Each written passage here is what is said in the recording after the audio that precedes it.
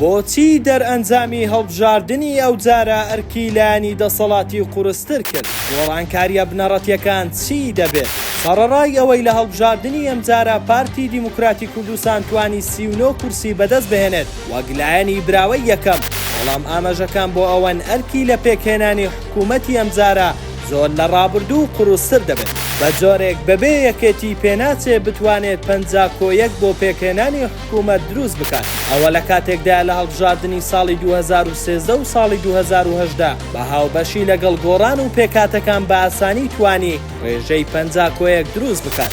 ئەم جارە گۆڕان کورسیەکانی بۆ یەک دانادا بەزیوە و ڕیاریشیانداوە ببێتەوە پۆزیسیۆن. ئەوکات کورسی پێکاتەکانیش بۆ 5 کورسی کەمی کردووە و تەنها 3 دانایان لەژێر کۆنتڕۆڵی پارتیدا.